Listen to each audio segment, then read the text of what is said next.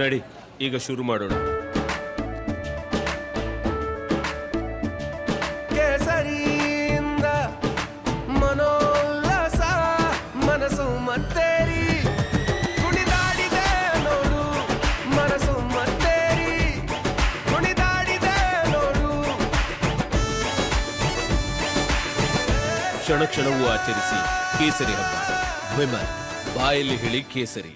ಇವತ್ತು ಕರೆದಿರೋದು ಈಗಷ್ಟೇ ಲೋಕಸಭೆ ಚುನಾವಣೆಯನ್ನ ಮುಗಿಸಿ ಎಲ್ಲ ನಾಯಕರು ವಿಶ್ರಾಂತಿಯಲ್ಲಿದ್ರು. ಈಗ ಸದ್ಯಕ್ಕೆ ವಿಶೇಷವಾಗಿ ಪರಿಷತ್ನ ಚುನಾವಣೆ ಅಖಾಡ ಸಿದ್ಧಗೊಂಡಿರುವ ಹಿನ್ನೆಲೆ ಇದೇ ಪರಿಷತ್ ಚುನಾವಣೆಗೆ ಕಾಂಗ್ರೆಸ್ ನಾಯಕರು ಈಗ ಸಿದ್ಧತೆಯನ್ನ ಮಾಡಿಕೊಳ್ತಾ ಇದ್ದಾರೆ. ಅಭ್ಯರ್ಥಿಗಳ ಆಯ್ಕೆ ವಿಚಾರಕ್ಕೆ ಸಂಬಂಧಪಟ್ಟಂಗೆ ರಣತಂತ್ರಗಳನ್ನು ರೂಪಿಸೋದು, ಬಿಜೆಪಿಯನ್ನ ಕಟ್ಟಿ ಹಾಕೋದು, ಎಲ್ಲೆಲ್ಲಿ ಯಾವ್ಯಾವ ರೀತಿಯ ರಣತಂತ್ರಗಳನ್ನು ಹೂಡಬೇಕು, ಎಲ್ಲ ವಿಚಾರಗಳಿಗೆ ಸಂಬಂಧಪಟ್ಟಂತೆ ಇವತ್ತು ವಿಶೇಷ ಸಭೆಯನ್ನ ಕರೆಯಲಾಗಿದೆ. CM Siddaramaiah, DCM DK Shivakumar ಮಹತ್ವದ ಸಭೆಯನ್ನ ಕರೆದಿದ್ದಾರೆ. ಜೂನ್ 3ನೇ ತಾರೀಕು ವಿಧಾನ ಪರಿಷತ್ ಚುನಾವಣೆ ನಡೆಯುತ್ತೆ. ಒಟ್ಟು 6 ಕ್ಷೇತ್ರಗಳಿಗೆ ಪರಿಷತ್ನ ಚುನಾವಣೆ ನಡೀತಾ ಇರುತ್ತೆ. ಪರಿಷತ್ನಲ್ಲಿ ಹೆಚ್ಚು ಸ್ಥಾನ ಗೆಲ್ಲೋದಕ್ಕೆ, ರಣತಂತ್ರವನ್ನ ರೂಪಿಸೋದಕ್ಕೆ ಕಾಂಗ್ರೆಸ್ ಪಡೆ ಈಗ ಸಜ್ಜಾಗಿದೆ. ಈಗಾಗಲೇ ಕಾಂಗ್ರೆಸ್ ಅಭ್ಯರ್ಥಿಗಳ ಘೋಷಣೆಯನ್ನ ಕೂಡ ಮಾಡಿಯಾಗಿದೆ. ಮೀಟಿಂಗ್ನಲ್ಲಿ ಜಿಲ್ಲಾ ಉಸ್ತುವಾರಿ ಸಚಿವರಿಗೆ, ಶಾಸಕರಿಗೆ, ವೀಕ್ಷಕರಿಗೆ, ಜಿಲ್ಲಾ ಘಟಕಗಳ ಅಧ್ಯಕ್ಷರಿಗೆ ಹಲವು ಸಲಹೆ, ಸೂಚನೆಗಳು, warning CM Siddaramaiah, DCM DK Shivakumar ಅವರಿಂದ. ಸರ್ಕಾರ ಇರೋ ಕಾರಣ ಪ್ರತಿಷ್ಠೆಯಾಗಿ ಕಾಂಗ್ರೆಸ್ ಈ ಚುನಾವಣೆಯನ್ನ ತೆಗೆದುಕೊಂಡಿರೋದು. 6ಕ್ಕೆ 6 ಗೆಲ್ಲಬೇಕು ಅನ್ನುವಂಥ ಹಠಕ್ಕೆ ಕಾಂಗ್ರೆಸ್ ಬಿದ್ದಿದೆ. ವಿಧಾನ ಪರಿಷತ್ ಚುನಾವಣೆಗೆ ಯಾವ ರೀತಿ ಸಿದ್ಧತೆಯನ್ನ ಮಾಡಿಕೊಳ್ತಾ ಇದೆ ಅನ್ನೋದಕ್ಕೆ ಇದೇ ಸಾಕ್ಷಿ. ಮಹತ್ವದ ಸಭೆಯನ್ನ ಕರೆದಿರುವಂತಹ CM Siddaramaiah, DCM DK Shivakumar ಈ ಸಭೆಯಲ್ಲಿ 6 ಸೀಟ್ಗಳನ್ನ ಗೆಲ್ಲೋದಕ್ಕೆ ಯಾವ ರೀತಿಯ ರಣತಂತ್ರಗಳನ್ನ ರೂಪಿಸಬೇಕು, ಯಾವ ರೀತಿ ಗೆಲ್ಲೋದಕ್ಕೆ ಸಿದ್ಧತೆ ತಯಾರಿಯನ್ನ ಮಾಡ್ಕೋಬೇಕು ಅನ್ನೋದ್ರ ಬಗ್ಗೆ ಚರ್ಚೆಯನ್ನ ಮಾಡಲಿಕ್ಕಿದ್ದಾರೆ. ಈ ಮೀಟಿಂಗ್ನಲ್ಲಿ ಆಯಾ ಜಿಲ್ಲಾ ಉಸ್ತುವಾರಿ ಸಚಿವರಿಗೆ, ಹಾಗೇನೆ ಆ ಜಿಲ್ಲೆಯ ವ್ಯಾಪ್ತಿಗೆ ಬರುವಂತಹ ಶಾಸಕರಿಗೆ, ವೀಕ್ಷಕರಿಗೆ, ಜಿಲ್ಲಾ ಘಟಕಗಳ ಅಧ್ಯಕ್ಷರಿಗೆ ಈ ಚುನಾವಣೆಯ ವಿಚಾರವಾಗಿ ಸಲಹೆಗಳನ್ನ ನೀಡಲಿಕ್ಕಿದ್ದಾರೆ.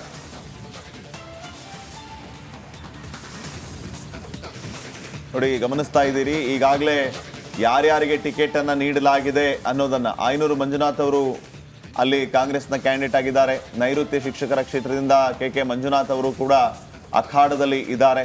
ಇದರ ಜೊತೆಗೆ ದಕ್ಷಿಣ ಶಿಕ್ಷಕರ ಕ್ಷೇತ್ರದಿಂದ ಮರಿತಿಬ್ಬೇಗೌಡರು ಘೋಷಣೆ ಅಷ್ಟೇ ಬಾಕಿ. ಈಗಾಗಲೇ ಇವರ ಹೆಸರೇ ಅಧಿಕೃತವಾಗಿ ಆಲ್ಮೋಸ್ಟ್ ಆಗಿ ಓಡಾಡ್ತಾ ಇರೋದು.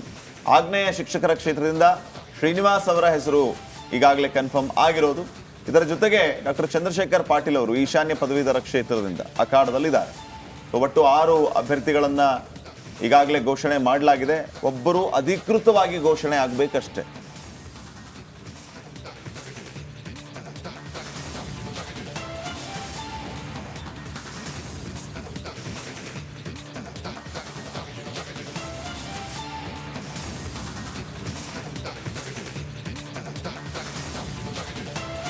ಈ ಕಡೆ ಬಿಜೆಪಿ ಪಾಳಯದಲ್ಲಿ ಏನಾಗಿದೆ, ಪರಿಷತ್ ಚುನಾವಣೆಯಲ್ಲೂ ಕೂಡ ಮೈತ್ರಿಯನ್ನ ಮುಂದುವರಿಸ್ತಾ ಇದ್ದಾರೆ. ಬಿಜೆಪಿ ವಿಧಾನ ಪರಿಷತ್ ಅಭ್ಯರ್ಥಿಗಳ ಪಟ್ಟಿಯನ್ನ ರಿಲೀಸ್ ಮಾಡಿದೆ. 5 ಸ್ಥಾನಗಳಿಗೆ ಅಭ್ಯರ್ಥಿ ಫೈನಲ್ ಮಾಡಿದೆ ಆಲ್ರೆಡಿ ಬಿಜೆಪಿ. 1 ಕ್ಷೇತ್ರವನ್ನು JDSಗೆ ಬಿಟ್ಕೊಡೋದಕ್ಕೆ ಪ್ಲಾನ್ ಮಾಡಿದ್ದಾರೆ. ನೈಋತ್ಯ ಶಿಕ್ಷಕರ ಕ್ಷೇತ್ರವನ್ನು ಬಾಕಿ ಉಳಿಸ್ಕೊಂಡಿದ್ದಾರೆ. ಅದನ್ನು JDSಗೆ ಬಿಟ್ಕೊಡುವಂಥ ಪ್ಲಾನಲ್ಲಿ ಇದ್ದಾರೆ. ಯಾರ್ಯಾರು ಅಂತ ಕ್ವಿಕ್ ಆಗಿ ನೋಡ್ತಾ ಹೋಗ್ಬೋದು. ಈಶಾನ್ಯ ಪದವೀಧರ ಕ್ಷೇತ್ರವನ್ನು ಅಮರನಾಥ್ ಪಾಟೀಲ್ ಅವರಿಗೆ ಟಿಕೆಟ್. ನೈಋತ್ಯ ಪದವೀಧರ ಕ್ಷೇತ್ರ ಧನಂಜಯ ಸರ್ಜಿ. ಬೆಂಗಳೂರು ಪದವೀಧರ ಕ್ಷೇತ್ರ ದೇವೇಗೌಡ. ಆಗ್ನೇಯ ಶಿಕ್ಷಕರ ಕ್ಷೇತ್ರ NY ನಾರಾಯಣ ಸ್ವಾಮಿ. ದಕ್ಷಿಣ ಶಿಕ್ಷಕರ ಕ್ಷೇತ್ರಕ್ಕೆ EC ನಿಂಗರಾಜು.